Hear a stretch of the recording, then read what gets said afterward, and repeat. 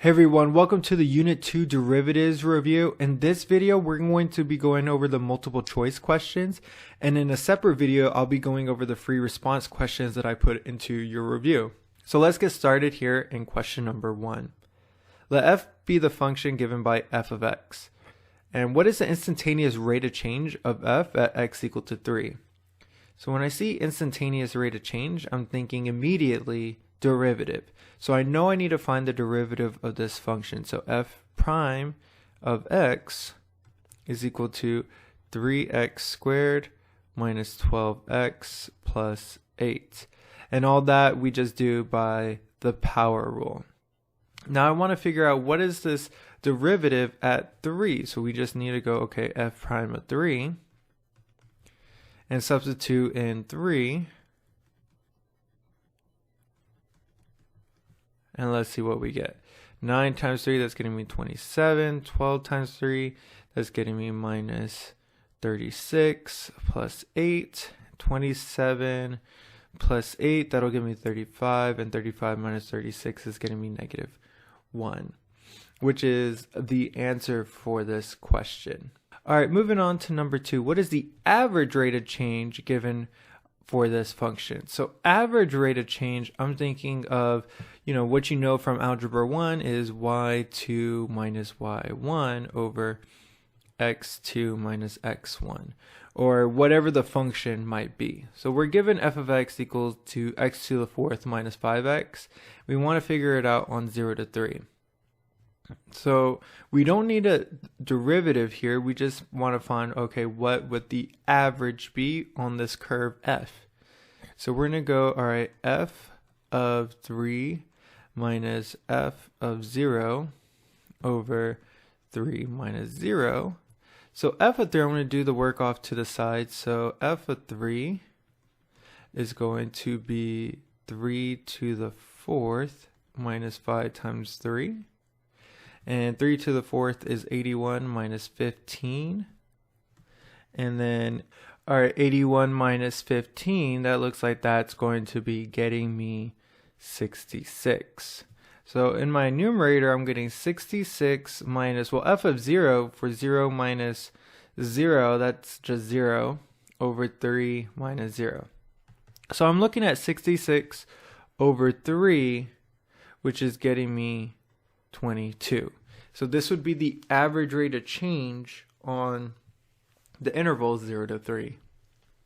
All right, moving on to question 3. What is the equation of the line tangent to this graph y equals x plus cosine x at the point 0, 1? So we're going to want to think of the equation of the line. And we're looking at tangent to the graph. So tangent, I'm thinking of derivative. And then the equation of a line, I am thinking of, all right, that's y minus y1 equal to m times x minus x1, where y1 and x1 are going to be these points xy. So I can fill in a lot of information right now. I can say, all right, y minus 1, because that's what the y value is, equals m times x minus 0, which the 0 doesn't matter here. So I'm going to just fill in, I need to figure out what this m is, or the derivative. So let's figure out what dy dx is. And so we're going to get 1 plus negative sine of x, and we want to find dy dx when x is evaluated at the point x, which is 0. So 1 minus sine of 0, and sine of 0, if you think back to your trigonometry, is just 0, so 1 minus 0, which is 1. So the equation is going to be y minus 1 equals 1 times x. And we could probably simplify this a little bit more to say y equal to x plus 1. All right, moving here on to question number 4. You get a graph, and we want to say the graph of the function f with f of b greater than f of a is shown above for x in between a and b. The derivative of f exists for all x in the interval a to b, except x equal to 0.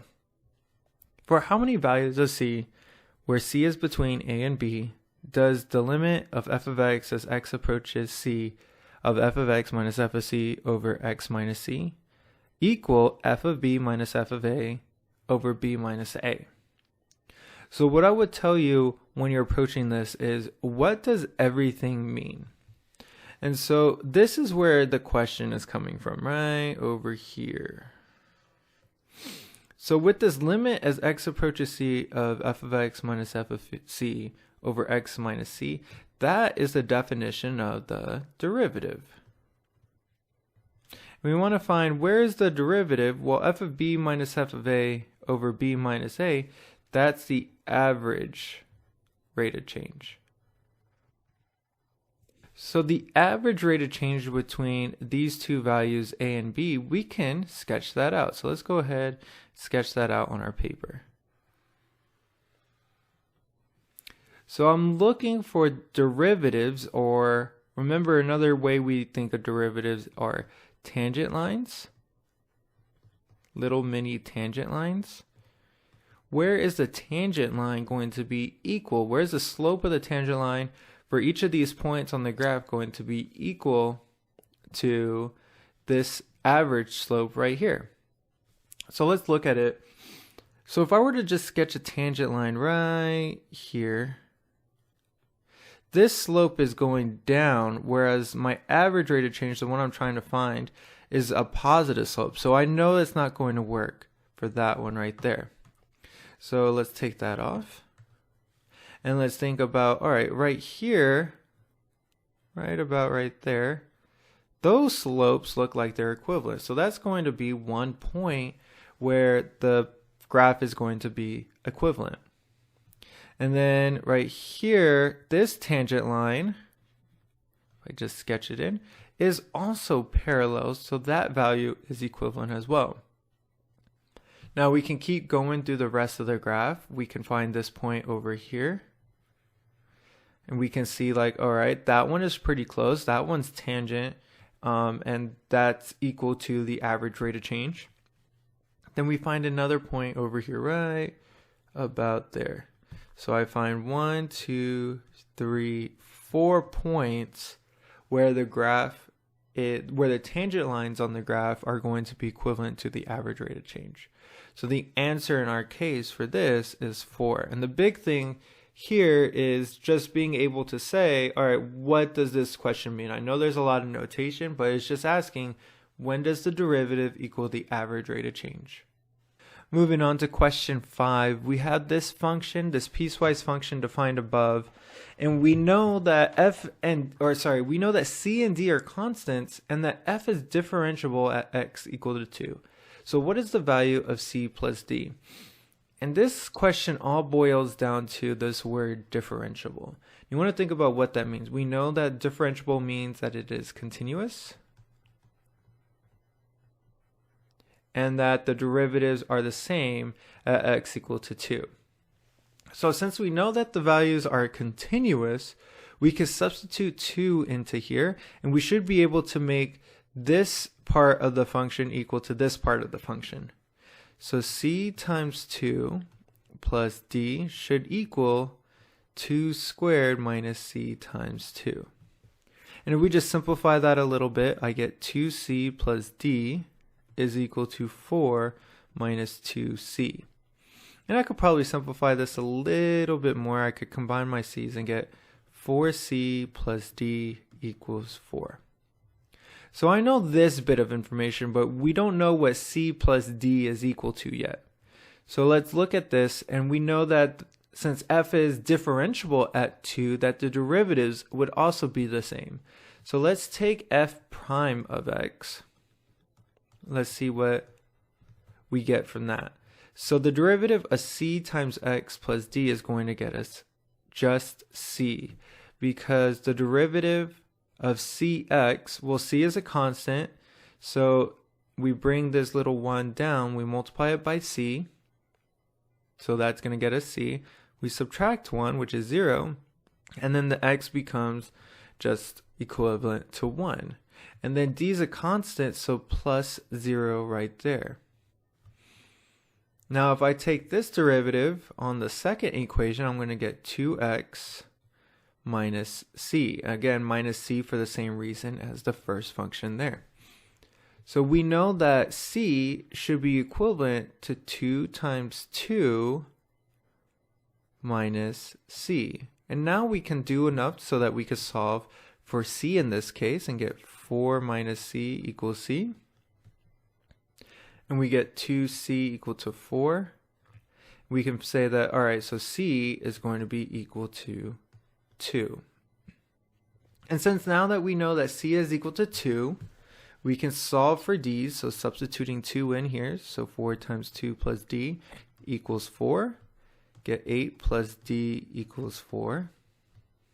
Subtract 8 on both sides, and we're going to get d equals negative 4. And now we just need to add these two together. So 2 plus a negative 4 is going to get me negative 2, which is our answer in this case. In question 6, we're trying to determine which of these following three options are true. And we're going to do it just like we did in a similar way in question 5. So first, we want to see if the limit even exists. And the limit will exist at 3 if the left-hand side is equal to the right-hand side.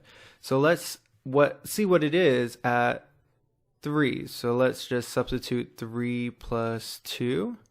And let's see if that is equivalent to 4 times 3 minus 7. So we're getting 5 equal to 12 minus 7, which is also 5. So now we know that the limit exists. And since the limit exists, we also know that the function is continuous. But we don't know if the function is differentiable at 3. We don't know that until we take the derivatives. So the derivative, let's find f prime of x. And then the derivative of the first equation would be 1. And the derivative of the second equation would be 4. And so does 1 equal to 4? No, it does not. So we're going to say that the derivative does not exist, or the derivative does not exist at 3 because the left-hand side is not equal to the right-hand side. So 1 is not equal to 4.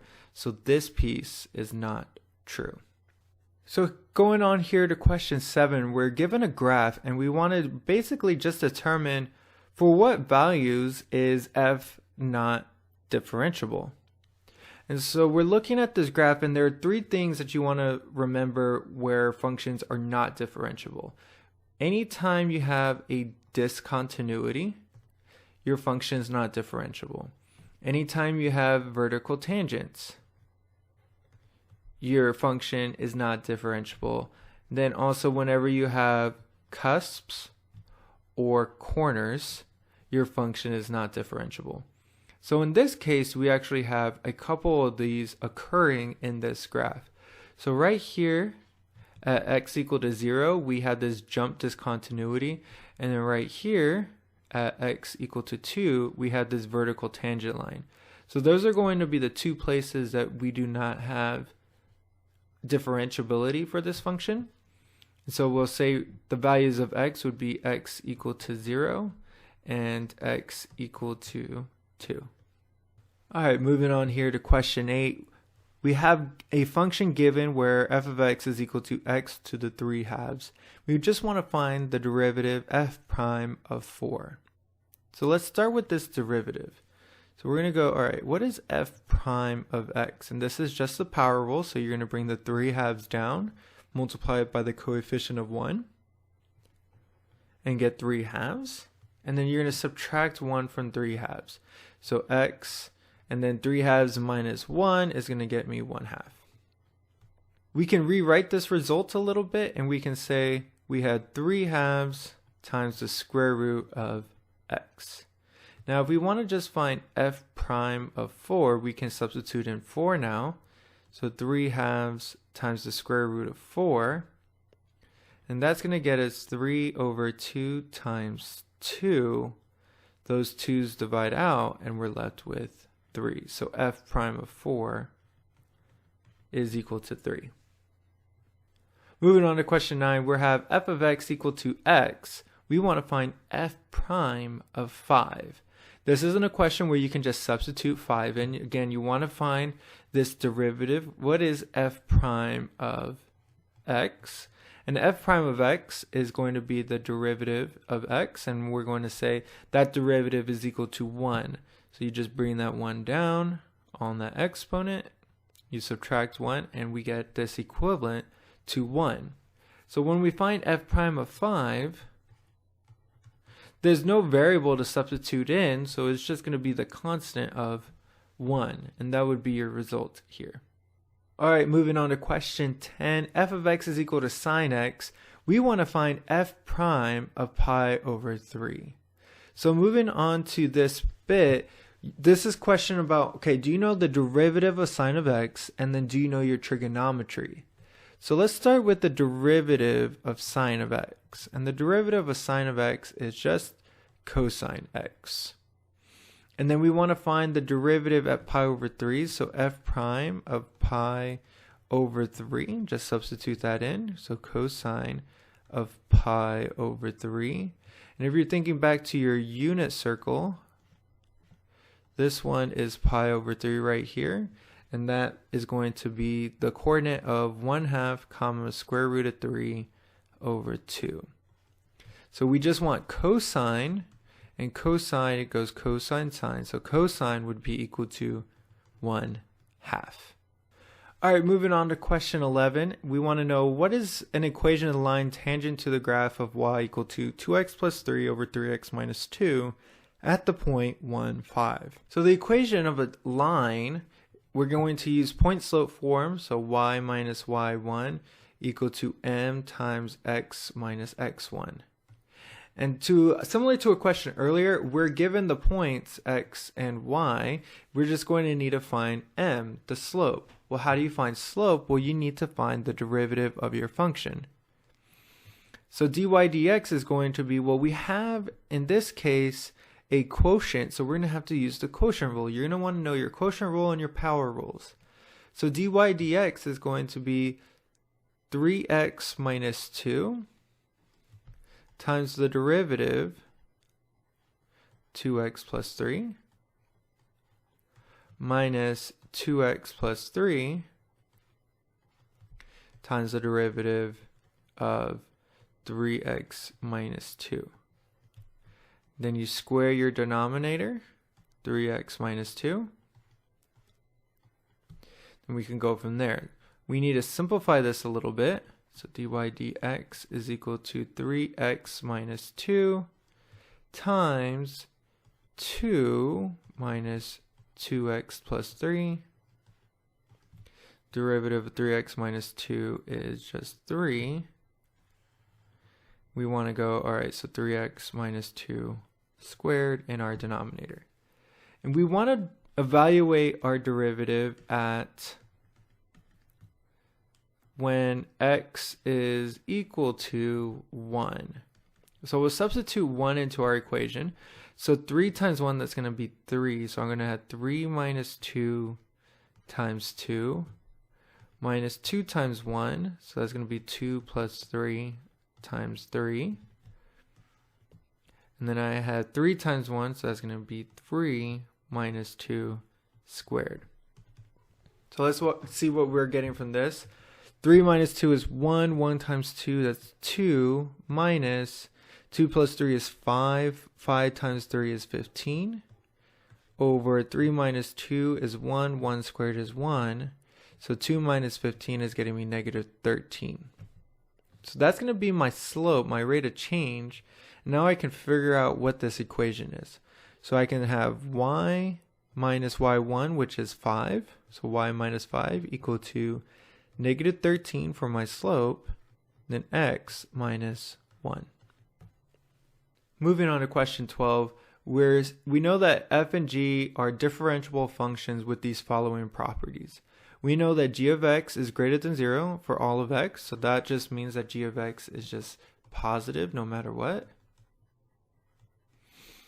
And that f of 0 equals 1 if h of x is equal to f of x times g of x, and h prime of x equals f of x times g prime of x. So we want to be able to see, all right, which of these answers could be true in this case. So we want to know which of these answers could be true in this case for f of x. So the part that I look at the most is this derivative part. So what I'm looking at is h prime of x is equal to f of x times some derivative of g of x. And if I'm looking over here, I actually have two functions getting multiplied together. But this isn't we're not using the product rule here. So to me, I know that there's some weird thing going on with f of x because no product rule is happening in this derivative. So the thing that it tips me off for is that f of x must be a constant, because this rule, the one that comes out to be, is actually the constant multiple rule. So I'm looking at all of my answers and I'm saying, well, f prime of x, that can't be it because that's not a constant. G of x cannot be it because, again, that's not a constant. And then I look at e to the x, and although the derivative will stay the same, that is also not a constant. So I'm looking between 0 and 1. Well, if I'm looking here, I know that this cannot be 0 because f of x at 0 is equal to 1. So if f of x at 0 is equal to 1, then this equation must be 1. So that would be our result because it's the constant 1. Here in question 13, we have a function f defined by f of x equal to x over x plus 2. What points x, y in the graph of f have the property that the line tangent to f at xy has a slope of 1/2? So for this question, we're going to have to first take the derivative f prime of x. So let's take that derivative f prime of x, and we're going to need the quotient rule. So that's going to be x plus 2 times the derivative of x, which is 1, okay, minus x times the derivative of x plus 2, which is 1, over x plus 2 squared. So let's simplify this a little bit. Well, that's going to get me x plus 2 minus x over x plus 2 squared. I can simplify that and even more because the x's cancel out. So I really have 2 over x plus 2 squared. And what I'm going to do with this final result is I'm going to set it equal to 1/2 so that I can solve for x. So 2 over x plus 2 squared equal to 1/2. So if I just cross multiply, I'm going to get 4 equal to x plus 2 squared, and then I'm going to want to take that square root of both sides, and I'm going to get positive and negative 2 equal to x plus 2. Now I just need to subtract 2 on both sides, and if I say, all right, x will get us, well, positive 2 minus 2, that gets me 0, or x could be negative 2 minus 2, which is negative 4. And that gets me the x values where the slope would be 1/2, but I also need the y values. So I'm going to substitute in my answers into the function and get f of 0. Well, f of 0 would be 0 over 0 plus 2, which is 0. And then f of negative 4 would be negative 4 over negative 4 plus 2. And that would be, let's see, negative 4 plus 2. That would get us negative 2, which is going to be positive 2. So the 2 points, the first point would be 0, comma 0. And then the second point would be negative 4, comma positive 2. All right, moving on to this final question of the multiple choice part of the review. What is the instantaneous rate of change at x equal to 2 of the function given by f of x equal to x squared minus 2 over x minus 1? So instantaneous rate of change, I'm thinking derivative, and we're going to find the derivative at x equal to 2. And I just want to find, all right, what is f prime of x? And so that's going to be low x minus 1, derivative of the high, so that's going to be 2x, minus high, x squared minus 2, times the derivative of the low, which is 1, then I square the bottom. And let's keep simplifying this, so that's going to be 2x squared minus 2x, minus x squared plus 2, then x minus 1 squared in my denominator. I can simplify a little bit more and go 2x squared minus x squared. That gets me x squared minus 2x plus 2 over x minus 1 squared. And from here, I'm going to want to substitute in the value of 2. So f prime of 2 would be 2 squared minus 2 times 2 plus 2 over 2 minus 1 squared. So here I'm going to get 4 minus 4 plus 2, which is 2, over 2 minus 1, which is 1 squared. So 2 over 1 is 2. And that'll get us our answer on multiple choice question 14. So if you are going through this review, you're going to want to know a lot of definitions. That's what calculus is all about. You want to know how these definitions can be applied in different scenarios. But if you're having trouble with the review, make sure you guys give me a phone call, a text. We can set up a time to work on some of these problems. But I hope you guys are working on this review and studying really hard for this upcoming test. My name is Mr. Hernandez, and I'm always here to help.